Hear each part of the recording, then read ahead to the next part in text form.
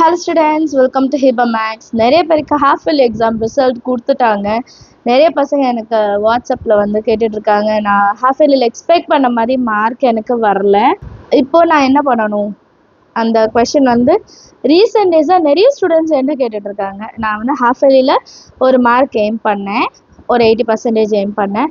ஆனால் எனக்கு வந்து அவ்வளோ கிடைக்கல. ஸோ நெக்ஸ்ட்டு நான் என்ன பண்ணணும் அப்படின்னு சொல்லிட்டு நிறைய பேர் கேட்டுட்ருக்காங்க. ஸோ இப்போ ஒரு ஆன்சர் ஷீட் உங்களுக்கு இருக்கும், ஹாஃப் இயர்லியோட ஆன்சர் ஷீட் இருக்கும். அதில் ஃபஸ்ட்டு கொஷின்ஸ் எல்லாம் பாருங்கள், நீங்கள் எழுதுனதுக்கு ஃபுல் மார்க் கொடுத்துருக்காங்களா இல்லை மார்க் குறைச்சி கொடுத்துருக்காங்களான்னு. குறைச்சி கொடுத்துருந்தாங்கன்னா என்ன மிஸ்டேக் பண்ணியிருக்கோம் அப்படின்னு பாருங்கள். ஒரு சில பேர் 5 மார்க்கில் நல்ல மார்க் எடுத்திருக்கீங்க, 2 மார்க் எல்லாம் ஒரு மார்க் வாங்கி வச்சுருக்கீங்க. அந்த ஆன்சர் ஷீட்லாம் நான் பார்த்தேன். அப்போது 5 மார்க்குக்கு இம்பார்ட்டன்ஸ் கொடுத்துட்டு 2 மார்க்குக்கு நம்ம கொடுக்கலன்னா கண்டிப்பாக மார்க் கம்மியாகும். ஸோ ஈக்குவலாக நம்ம வந்து ரெண்டுத்தையுமே பார்க்கணும், சைட் பை சைடு. 5 மார்க்கும் பார்த்தாலும் 2 மார்க்கும் நம்ம வந்து பார்க்கணும். 5 மார்க் மட்டுமே நான் பார்த்தேன், 2 மார்க் நான் பார்க்கவே இல்லை. அப்போ 2 மார்க்கில் 20 இருக்குல்ல, 10th ஸ்டாண்டர்ட் மேக்ஸில் நமக்கு 20 மார்க் 2 மார்க்கு, அது கம்மியானாலும் நம்ம டோட்டல் கம்மியாகிடும். ஸோ 1 மார்க்குக்கும் நீங்கள் வந்து இம்பார்ட்டன்ஸ் கொடுக்கணும், 2 மார்க்குக்கும் கொடுக்கணும், கிராஃப் ஜியோமெட்ரிக்கு கொடுக்கணும், 5 மார்க்குக்கும் கொடுக்கணும். நம்ம 5 மார்க் மட்டுமே பார்த்துட்டு இருந்தோம்னா நம்ம எக்ஸ்பெக்ட் பண்ண மார்க் வராது. அதே தான் 12th ஸ்டாண்டர்ட்க்கும் 11th ஸ்டாண்டர்ட்க்கும். நம்ம வந்து 5 மார்க் மட்டுமே பார்த்துட்டு 3 மார்க் 2 மார்க் விட்டுட்டோன்னா மார்க் கம்மியாகிடும், சரிங்களா? ஸோ ஏன் இப்போ இதை சொல்கிறேன் அப்படின்னா, இப்போ ரிவிஷன் எக்ஸாம் வருது. ரிவிஷன் எக்ஸாம் நீங்கள் ப்ரிப்பேர் பண்ணும்போது ஆல்ரெடி நீங்கள் சால்வ் பண்ணி நல்லா தரவான 5 மார்க்லாம் ரிவைஸ் பண்ணுங்க போதும். 2 மார்க் 3 மார்க்குக்கெலாம் இம்பார்ட்டன்ஸ் கொடுங்க, சரிங்களா? 10th இருக்கட்டும், 11th 12th இருக்கட்டும். 5 மார்க்கு நீங்கள் ஆல்ரெடி நல்லா தரவாயிட்டீங்கன்னா ரிவைஸ் மட்டும் பண்ணுங்கள், சரிங்களா? நீங்கள் இப்போ என்ன பண்ணலான்னா, ஃபஸ்ட்டு ரிவிஷனுக்கு 2 மார்க் 3 மார்க்குக்கு இம்பார்ட்டன்ஸ் கொடுங்க. இந்த 2 மார்க் 3 மார்க்கில் நீங்கள் ஃபுல் மார்க் எடுத்துட்டிங்கன்னா நெக்ஸ்ட்டு ரிவிஷனில் வந்து ரெண்டுமே உங்களுக்கு ஈஸியாகிடும். ஸோ ஆனுவல் எக்ஸாம் எழுதும்போது, உங்கள் பப்ளிக் எக்ஸாம் அட்டென்ட் பண்ணும்போது நீங்கள் எல்லா கான்செப்ட்லேயும் வந்து தரவா இருப்பீங்க. செகண்ட் திங், நெக்ஸ்ட்டு விஷயம் என்னென்னா, எந்தெந்த சாப்டரை நீங்கள் ஒமிட் பண்ணீங்கன்னு பாருங்கள். ஹாஃப் இயர்லியில் நிறைய பேர் வந்து 10th ஸ்டாண்டர்டில் 6th சாப்டர் 7th சாப்டர் விட்டுட்டோம், 12th ஸ்டாண்டர்டில் வந்து 9, 10 விட்டுட்டீங்க. அந்த மாதிரி ஒரு சில சாப்டர்ஸ் வந்து நம்ம ஸ்கிப் பண்ணியிருப்போம். ரிவிஷன் எக்ஸாம் அப்போ ஃபஸ்ட்டு அந்த சாப்டர்ஸை படிச்சுடுங்க. எப்போவுமே எந்த லெசனுமே கம்ப்ளீட்டாக நம்ம அவாய்ட் பண்ணவே முடியாது, சரிங்களா? இப்போது நமக்கு டைம் இருக்குது, first revision second revision time இருக்கும் போது பார்ட்டாக பிரிச்சுக்கோங்க. எது நம்ம படிக்கலை, எது நம்ம படிக்கணும். ஸோ எது இன்னும் நம்ம படிக்கவே இல்லையோ அதுக்கு ஃபஸ்ட் இம்பார்ட்டன்ஸ் கொடுத்து ஆல்ரெடி படித்ததை ரிவைஸ் பண்ண டைம் வைங்க. ரிவைஸ் பண்ண டைம் வைக்கலன்னா அதுலேயும் மார்க் வராது. ஸோ இந்த மாதிரி கொஞ்சம் நீங்கள் அனலைஸ் பண்ணிட்டீங்கனாலே போதும். ரிவிஷனில் வந்து நீங்கள் ஹாஃப் இயர்லிக்கு எடுக்கணும்னு நினச்ச மார்க்கை ரிவிஷனில் ஈஸியாக எடுத்துடலாம்.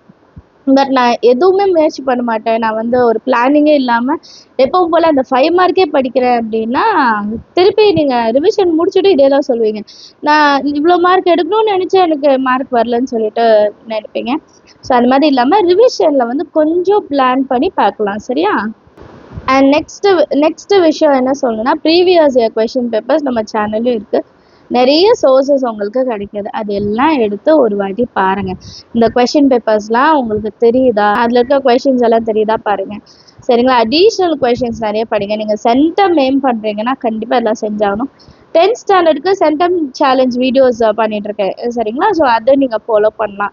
அதில் வந்து நமக்கு தெரியாத இந்த சம்லாம் இருக்கா இல்லையான்னு தெரியாத சம்ஸை கூட எடுத்து கொடுத்துட்ருக்கேன். ஸோ உங்களுக்கு கண்டிப்பாக அது ப்ராக்டிஸ் நல்லாயிருக்கும். 11th 12த்துக்கும் கமெண்ட்டில் கேட்குறீங்க, ஆனால் ஒரு வீடியோவாக பண்ணும்போது நிறைய வியூஸ் வர்றது இல்லை. ஸோ எனக்கு 11th 12த்துக்கு எப்படி இந்த சேலஞ்ச் வீடியோ செய்கிறதுன்னு தெரியல. கண்டிப்பாக நீங்கள் எல்லாருமே பார்ப்பீங்கன்னா நான் 11th 12த்துக்கும் வந்து கொடுக்கலாம். 10th ஸ்டாண்டர்டுக்கு மேக்ஸுக்கு மட்டும் இப்போதைக்கு செஞ்சிட்ருக்கேன் அந்த சென்டம் சேலஞ்சோடது. ஸோ 10th ஸ்டாண்டர்ட் பசங்க அதை ஃபாலோ பண்ணுங்கள், சரிங்களா? ஹாஃப் இயர்லி மார்க் முடிஞ்சிடுச்சு, அது திருப்பி நம்ம வந்து மாற்ற முடியாது, கிளியர்? இனி அடுத்த எக்ஸாமுக்கு நீங்கள் எப்படி ப்ரிப்பேர் ஆகணுன்றதை ஸ்கெடியூல் பண்ணிவிடுங்க. தமிழ் எக்ஸாமில் கூட நான் கொஞ்சம் டைம் ஒதுக்கி, எனக்கு ஃபிசிக்ஸ் தெரியலையா, நான் ஃபிசிக்ஸ் படிக்க போகிறேன், இங்கிலீஷ் எக்ஸாம் அப்போ சயின்ஸ் படிக்க போகிறேன், டைம் இருக்கப்போ யூஸ் பண்ணிக்கோங்க. ஏன்னா நமக்கு நியூ இயரும் முடிஞ்சிருச்சு, இன்னும் நமக்கு ரொம்ப கம்மியான டைம். இந்த கம்மியான டைமை நம்ம எவ்வளோக்கு எவ்வளோ எஃபெக்டிவாக யூஸ் பண்ணுறோமோ நல்ல ரிசல்ட் கிடைக்கும், சரிங்களா? So all the very best. New இயருக்கு வந்து நிறைய பேர் ரெசல்யூஷன் எடுப்பாங்க அப்படின்னு கேள்விப்பட்டிருக்கேன் நான். இப்போ என் பசங்க கூட கேட்டுட்டே இருந்தாங்க, அம்மா அம்மா இப்படி என் ஃப்ரெண்ட்ஸ் சொல்றாங்க, நான் என்ன எடுக்கிறது அப்படின்னு. இப்போ நான் ஒரே ஒரு விஷயம் தான் சொன்னேன், எந்த விஷயத்தையும் தள்ளி போடுறத ஸ்டாப் பண்ணுங்க. இன்னைக்கு ஒரு விஷயம் செய்யலான்றத இன்னைக்கு வேண்டாம், நாளைக்கு நான் செய்கிறேன். இன்னைக்கு ஒரு லெசன் படினா இன்னைக்கு வேண்டாம், நாளைக்கு படிக்கிறேன்ற மைண்ட் செட்டை ஸ்டாப் பண்ண பாருங்க. இது அட்வைஸாக எடுத்துக்காதீங்க. உண்மையா இப்போ இருக்கிற 10th 11th 12th முக்கியமான ஒரு விஷயம். நீங்க இந்த ப்ரோகாஸ்டினேஷனை வந்து நீங்க ஸ்டாப் பண்ணணும். நெக்ஸ்ட் நீங்க கரியர் போறீங்க எப்பவுமே வந்து இன்னைக்கு செய்யற விஷயத்த இன்னைக்கே செஞ்சிருங்க. அதை நாளைக்கு அப்படின்ட்டு தயவு செய்து வைக்காதுங்க.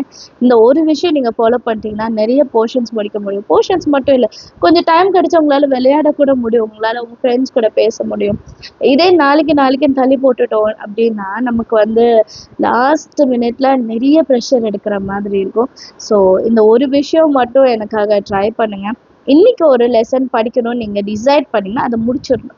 அது வந்து நாளைக்குன்னு தயவு செய்து கொண்டு பாருங்க. இன்னைக்குள்ள விஷயத்த இன்னைக்கே முடிக்க பாருங்க, சரிங்களா?